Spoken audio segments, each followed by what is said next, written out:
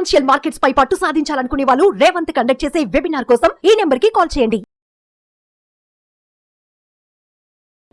నమస్తే, welcome to Suman TV. నేను విష్ణు. ప్రస్తుతంతో పాటు సర్టిఫైడ్ ఫైనాన్షియల్ ప్లానర్ మాధవిరెడ్డి గారు ఉన్నారు. వారితో మాట్లాడదాం. నమస్తే మాధవిరెడ్డి గారు. నమస్తే అండి. మాధవిరెడ్డి గారు, welcome to market weekend review. So ప్రేక్షకులు ఎప్పుడెప్పుడైనా ఎదురు చూస్తున్నారు మాధవిరెడ్డి గారి వీకెండ్ అనాలిసిస్ కోసం. రైట్, ఒక్కసారి మనం మార్కెట్లను గమనిస్తే గత 5-6 రోజుల నుంచి మార్కెట్లలో పెద్ద ఎత్తున వాలటాలిటీ నడుస్తోంది. దీనికి కారణం కూడా ఇరాన్ ఇజ్రాయెల్ యుద్ధం అని కూడా అందరికీ స్పష్టంగా తెలుసు. కాబట్టి ఏంటి ఈ యుద్ధ భయాలు మార్కెట్ని ఎప్పటి వరకు వెంటాడే అవకాశం ఉందంటారు? సో ఇవైతే మనకి యుద్ధం ఇప్పుడు స్టార్ట్ అయింది కాదు. సో ఆల్మోస్ట్ మనకి రష్యా యుక్రెయిన్ వార్ అప్పుడు కూడా చాలా ఇంటెన్సిఫై అయింది మార్కెట్స్. అప్పుడు కూడా కొంచెం వాలటిలిటీ అనేది మనం చూసాము. ఇప్పుడు వీళ్ళు ఏంటంటే నెక్స్ట్ లెవెల్, అంటే ఒకరి మీద ఒకరు మిజైల్స్ వేసుకునే ఆ లెవెల్కి వచ్చేసిన తర్వాత డెఫినెట్లీ కొంచెం ఇంపాక్ట్ అయితే ఉంటుందండి. ఎందుకంటే ఎక్కడైతే ఈ ఆయిల్ ఎక్కడైతే బాగా ప్రొడ్యూస్ అవుతుందో ఇక్కడ ఇంటరప్ట్ అయ్యేటట్టుగా ఈ మిజైల్స్ కానీ ఈ వార్ కానీ ఉంది. సో దానివల్ల మనమందరం కూడా ఎవరైతే ఎస్పెషల్లీ ఇండియా, మిగతా కంట్రీస్ ఎవరైతే ఈ ఆయిల్ మీద డిపెండ్ అయ్యి ఉంటారో వాళ్ళందరికీ కూడా ఇంపాక్ట్ కలిగేటట్టుగా కొంచెం భయంగానే అనిపిస్తుందండి. ఎందుకంటే రిఫైనరీస్ అన్ని, మ్యాక్సిమం రిఫైనరీస్ అన్ని అక్కడే ఉన్నాయి. వాటి మీద ఎఫెక్ట్ జరిగింది అనుకోండి, సో ఈ ప్రొడక్షన్కి వీటికి డిస్టర్బెన్స్ వస్తుంది. ఆల్రెడీ ఈ పర్టికులర్ ఈ వార్లో మనకి $US అంటే పర్ బ్యారెల్ క్రూడ్ ఆయిల్ ఒక్కసారిగా $77 అంటే బిలో $70 ఉన్నది ఇమీడియట్గా ఈ వార్ ఎఫెక్ట్ తర్వాత $77, $78 కూడా అయిందండి. So definitely it is a వరీసమ్. ఇంకా ఇది ఎక్కడికి తీసుకువెళ్తుంది?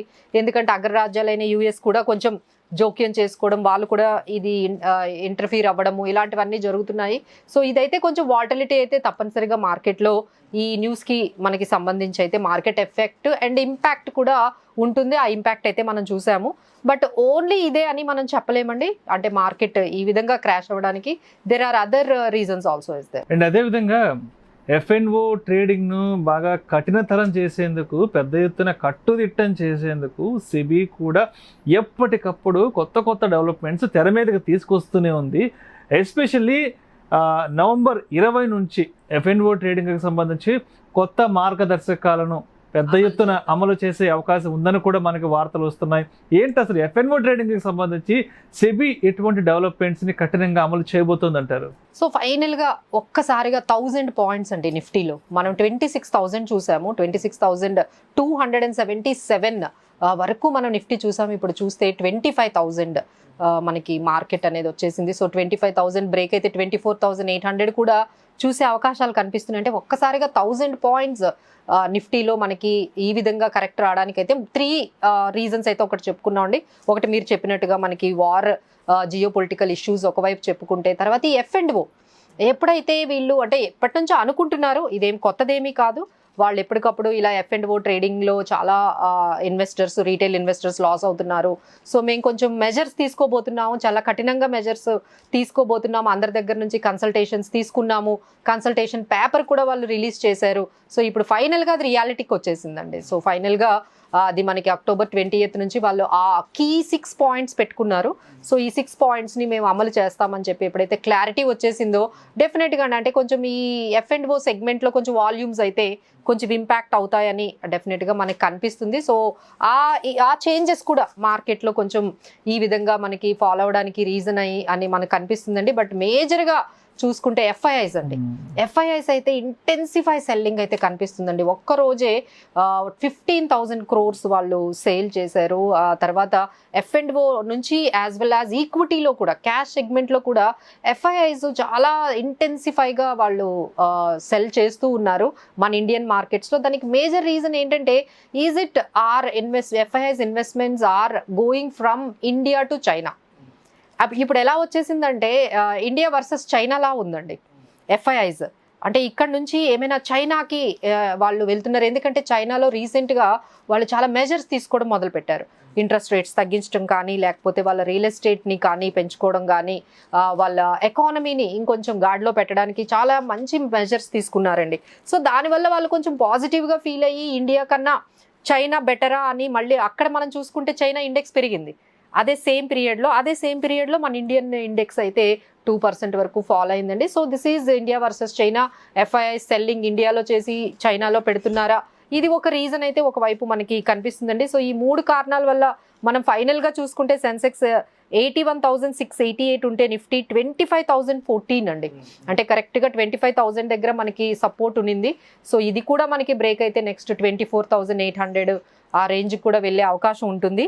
అండ్ బ్యాంక్ నిఫ్టీ అయితే 51,462. గోల్డ్ ఎప్పుడైతే ఈ వార్ మనకి ఇంటెన్సిఫై అయిందో మనం అందరం అనుకుంటాం, ఎప్పుడైతే రిస్క్స్ పెరుగుతాయో గోల్డ్ సేఫ్టీ హెవెన్ అయిన గోల్డ్ అయితే మాత్రం డెఫినెట్గా పెరుగుతుంది. సో అది 76,370 రూపాయలు మనకి 24 క్యారెట్ అనేది ఉంది. అలాగే సిల్వర్ 23,000 ఉంది. ఇంకొకటి ఏంటంటే మనకి మన రూపీ కూడా వీక్ అవుతుందండి. అంటే ఆల్మోస్ట్ 84 రూపీస్ వరకు మనం వెళ్ళిపోయాము. సో ఇవన్నీ అంశాలు కొంచెం మార్కెట్లో వీక్నెస్నే ఎక్కువగా చూపిస్తున్నాయండి. అంటే ఇప్పటి వరకు ఎఫ్ఎన్ఓ ట్రేడింగ్కి సంబంధించి సెబీ ఎటువంటి యాక్షన్స్ తీసుకుంటుంది, ఎటువంటి రెగ్యులేషన్స్ వస్తాయని డీటెయిల్గా మాట్లాడుకున్నాం. మరోవైపు సిచ్యువేషన్ ఏ విధంగా ఉంటే సెబీ బాస్ చుట్టూ మాధవీపూర్ బుచ్ ఎవరైతే ఉన్నారో సెబీ బాస్, ఈ వీడియో చుట్టూ కూడా రకరకాల వివాదాలు ఎప్పటికప్పుడు చుట్టుముడుతూనే ఉన్నాయి గత 4-5 నెలల నుంచి. అవును, రీసెంట్గా కూడా మనం చూసాము సెబీ ఎంప్లాయీస్ కూడా ఆమె పైన తిరుగుబాటు సో చేశారు. ఇది మనకి హిండెన్బర్గ్ అదానీ కేసుతో లింక్ చేస్తూ ఫస్ట్ టైం అండి ఆమె బయటికి రావడమే ఈ అదానీ కేస్ కి సంబంధించి. తర్వాత వాళ్ళ బాస్ బిహేవియర్ కానీ లేకపోతే కొంచెం ప్రెషర్ ఎక్కువగా అవుతుంది అని చెప్పి, ఒక టాక్సిక్ కల్చర్ ఒకటి ఉంది అని చెప్పి వాళ్ళ ఎంప్లాయీస్ చేయడము, ఆ తర్వాత తన మీద ఇంకా చాలా ఎలిగేషన్స్, బ్రైబ్స్. ఆ ఎలిగేషన్స్ కి సంబంధించి ఇప్పుడు ఆవిడ వివరణ ఇవ్వాలంటూ కూడా పార్లమెంటరీ స్థాయి కమిటీ కూడా సమన్లు జారీ చేసింది. అక్టోబర్ 24వ తేదీ లోపల దీనికి సమాధానం చెప్పాలంటూ కూడా. ఏంటి అంటే ఇప్పటి వరకు చిన్న చిన్న ఇష్యూస్ గురించి మాట్లాడుకున్నాం. ఇప్పుడు ఏకంగా సెబీ చైర్పర్సన్ మీదే ఒక పెద్ద బుదిబండ లాంటి ఒక పిడుగు లాంటి వార్త వచ్చింది. కాబట్టి ఏంటి బయట ఇన్వెస్టర్స్కి ఎఫ్ఐఎల్కి ఇది ఏ విధంగా రీచ్ అవుతుంది అంటారు? ట్రస్ట్ అనేది క్రియేట్ అవ్వగానే స్మాల్ ఇన్వెస్టర్స్ అందరూ కూడా మనకి ఈక్విటీ మార్కెట్స్లోకి వచ్చారండి. దానికి కారణం ఓన్లీ సెబీ చాలా స్ట్రిక్ట్గా ఉంటుంది, స్ట్రిక్ట్గా రెగ్యులేషన్స్ అన్నీ కూడా ఉంటాయి, మన మనీ సేఫ్గా ఉంటుంది అనే ఉద్దేశంతో చిన్న చిన్న ఇన్వెస్టర్స్ అందరూ వచ్చారు. ఇప్పుడు ఒక్కసారిగా సెబీ రెగ్యులేటర్ మీదే అనేది ఎప్పుడైతే స్టార్ట్ అయిందో కొంచెం అయితే మనకి ఇది నెగిటివ్గానే మనకి ఇంపాక్ట్ మనకి కనిపిస్తుందండి. సో ఇదేంటంటే ఆల్రెడీ వాళ్ళు ఒక కమిటీ అనేది మనకి వేశారు. సో కమిటీ తర్వాత ఇన్వెస్టిగేషన్, ఎందుకంటే దీనివైపు కాంగ్రెస్ కూడా చాలా ఎక్కువగా ప్రెషర్ ఇచ్చారు. ఏంటి ఈమెకి ఇన్ని వస్తున్న 1 by 1 ఎలిగేషన్స్ వస్తూ ఉన్నాయి, తన ఓన్ ఇన్వెస్ట్మెంట్స్ కూడా ఫారెన్ ఫండ్స్ లో కూడా తను పెట్టున్నారు, ఇలాంటివి తన హస్బెండ్ కి సంబంధించి చాలా వచ్చాయండి. సో ఫైనల్ గా ఒక ఇన్వెస్టిగేషన్ అనేది జరిగింది. సో దానికి సంబంధించి it is a part of వివరణ ఇవ్వాలి అని చెప్పేసి వాళ్ళు మేబీ ఫైనల్ సిచ్యువేషన్ కి వచ్చేసినట్టుగా అనిపిస్తుంది. మేబీ ఇక్కడ కూడా మనం ఏమైనా కొన్ని డ్రామాటిక్ చేంజెస్ అయితే చూడొచ్చండి. So this is also a part of weak point and negative point for the markets. And అదేవిధంగా సెబీ నుంచి మరొక కొత్త డెవలప్మెంట్ కూడా రావడం జరిగింది. ఒక కొత్త అసెట్ క్లాస్కి సంబంధించిన ఫ్రేమ్ వర్క్ కూడా జరుపుతున్నారు. కొత్త అసెట్ క్లాస్ని త్వరలో తీసుకురాబోతున్నారంటూ కూడా మనకు ఒక న్యూస్ విన్నాము. ఏంటి అసలు అసెట్ క్లాస్ ఏంటి, అది ఎవరికి ఉపయోగపడుతుంది, ఎవరి కోసం చేస్తున్నారు? సో ఇదైతే ఆల్రెడీ ఒకసారి మనం మాట్లాడుకున్నామండి. ఒక కొత్త అసెట్ క్లాసు వస్తుంది. ఎందుకు అంటే ఇప్పుడు వీళ్ళు ఎవరైతే హెచ్ఎన్ఐస్ ఉన్నారో వాళ్ళు ఫ్యూచర్స్ ఆప్షన్స్లోకి వెళ్ళాలి అనుకుంటున్నారు. రిస్క్ టేకింగ్ ఎబిలిటీ ఎక్కువ ఉంది వాళ్ళ దగ్గర, క్యాపిటల్ కూడా చాలా ఎక్కువగా ఉంది. బట్ ఏంటంటే వాళ్ళు ఫ్యూచర్స్ ఆప్షన్స్ అంటే మ్యూచువల్ ఫండ్స్లో ఎలా లేదు మనకి. So they are looking in I product where they can go with futures and ఆప్షన్స్లో ఎంటర్ అవ్వాలనుకుంటున్నారు. బట్ విత్ ఫండ్ మేనేజర్స్ ఎవరైతే ఉన్నారో వాళ్ళ ద్వారా ఎఫ్ఎండ్ఓలోకి సెగ్మెంట్లోకి వెళ్ళే అవకాశం హెచ్ఎన్ఐస్కి ఇవ్వాలి అనే ఆ అంశం మీద, అంటే పిఎంఎస్కి మ్యూచువల్ ఫండ్స్కి మధ్యలో.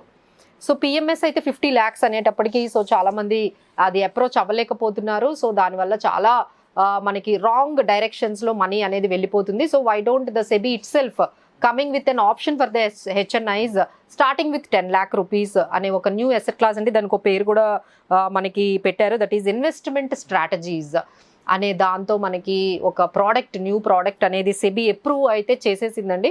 సో వెరీ సూన్ ఆ ప్రోడక్ట్ అయితే మనకి ఎలా అయితే మ్యూచువల్ ఫండ్స్ నుంచి డిఫరెంట్ స్కీమ్స్ వస్తున్నాయి కదా, ఎన్ఎఫ్ఓ ఇది ఎన్ఎఫ్ఓ వస్తుంది ఎన్ఎఫ్ఓ, అలానే ఈ ప్రోడక్ట్ కూడా ఎప్పుడో ఒక రోజు లాంచ్ చేస్తూ ఉంటారండి ప్రతి ఒక్క మ్యూచువల్ ఫండ్ కంపెనీ. సో ఎవరైనా ఇంట్రెస్టెడ్ ఉంటే ద రిస్క్ టేకింగ్ ఎబిలిటీ ఎక్కువగా ఉండి 10 lakhs అంటూ ఇన్వెస్ట్మెంట్ చేసే వాళ్ళందరికీ కూడా ఈ న్యూ అసెట్ క్లాస్ అయితే కొంచెం పాజిటివ్గానే కనిపిస్తుందండి.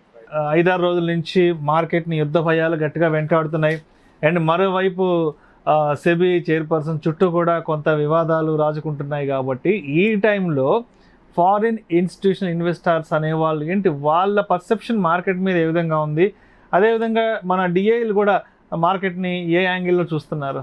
సో వాళ్ళైతే ఎప్పటి నుంచో మార్కెట్స్ చాలా ఓవర్ స్ట్రెచ్గా ఉంది, మా ఇండియన్ మార్కెట్స్ చాలా ఓవర్ వాల్యూడ్ ఉన్నాయి అని ఒకవైపు కనిపిస్తుందండి.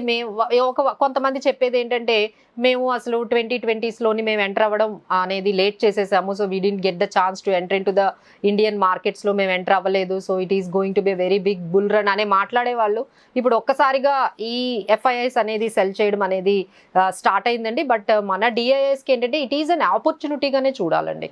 ఎవ్రీ ఫాల్, ఎవ్రీ కరెక్షన్ కొంచెం స్టాక్ స్పెసిఫిక్గా ఉంటూ, కొంచెం సెక్టార్ స్పెసిఫిక్గా ఉంటూ, దీన్ని కూడా ఒక ఆపర్చునిటీగా మన రీటైల్ ఇన్వెస్టర్స్ కానీ కొంచెం స్ట్రాటజికల్గా వెళ్ళినట్లయితే ఇది కూడా మనం we can turn in to a very good investment strategy. So ఇది ఇప్పుడు మార్కెట్స్ బాగా ఫ్లక్చువేషన్స్లో ఉన్నాయి కాబట్టి, వాలటాలిటీని ఎదుర్కొంటున్నాయి కాబట్టి, అంటే ఈ టైంలో ఏ స్టాక్స్ ఆర్ ఏ సెక్టార్స్తో మనం ఆపర్చునిటీ తీసుకోవచ్చు అంటారు ఇటువంటి ప్యానిక్ సినారియో నుంచి కూడా?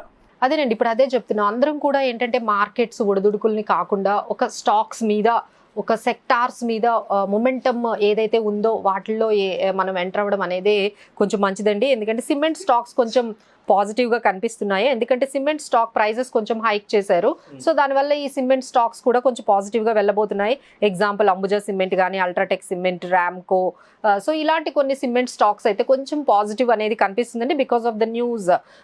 ఈ ప్రైజెస్, సిమెంట్ ప్రైజెస్ కొన్ని స్టేట్స్లో ఆల్రెడీ కూడా పెంచున్నారు కాబట్టి సిమెంట్ స్టాక్స్ కొంచెం పాజిటివ్గా తీసుకోవచ్చు. అండ్ ఈడబుల్ ఆయిల్స్ అండి, అంటే ఇప్పటికీ కూడా మనం కొన్ని ఈడబుల్ ఆయిల్స్ మనము అంటే ఇంత సెల్ఫ్ సఫిషియెంట్గా లేకుండా మనం బయట నుంచి ఎందుకు ఇంపోర్ట్ చేసుకుంటున్నాము? సో ఇక్కడే మనకు కావాల్సినంత ఆయిల్కి ప్రొడ్యూస్ చేసే వాటిని మనమే ఎందుకు సెల్ఫ్ సఫిషియెంట్ అవ్వకూడదని గవర్నమెంట్ కొంచెం వీటి మీద కొంచెం శ్రద్ధ చూపిస్తున్నట్టుగా కనిపిస్తుందండి. సో దానివల్ల ఏవైతే ఈ refining oil production, especially edible ఆయిల్స్కి సంబంధించిన కంపెనీస్లో అయితే కొంచెం పాజిటివిటీ అయితే కనిపించవచ్చండి. లైక్ మ్యారికో, అదాని, విల్మార్, గోకుల్, ఆల్గో, బీసీఎల్, ఇలా మనకు కొన్ని ఆయిల్కి, ఈడబుల్ ఆయిల్కి సంబంధించిన కంపెనీస్ ఏమైనా ఉంటే మీరు ఒక్కసారి అవి చెక్ చేసుకోండి. ఎందుకంటే government is very much focusing మనమే సెల్ఫ్ సఫిషియెంట్గా ఈడబుల్ ఆయిల్ని ప్రొడ్యూస్ చేసుకోవాలి అనుకుంటున్నారు. కాబట్టి ఈ పర్టికులర్ ఈ సెగ్మెంట్లో ఉన్న, ఈడబుల్ ఆయిల్ సెగ్మెంట్లో ఉన్న కొన్ని కంపెనీస్ని అయితే మీరు చెక్ చేసుకోవచ్చండి. So these are all like మళ్ళీ ఇప్పుడు మనకి రిజల్ట్స్ కూడా స్టార్ట్ అయ్యాయి. క్యూట్ రిజల్ట్స్ కూడా మనకి స్టార్ట్ అయ్యాయి.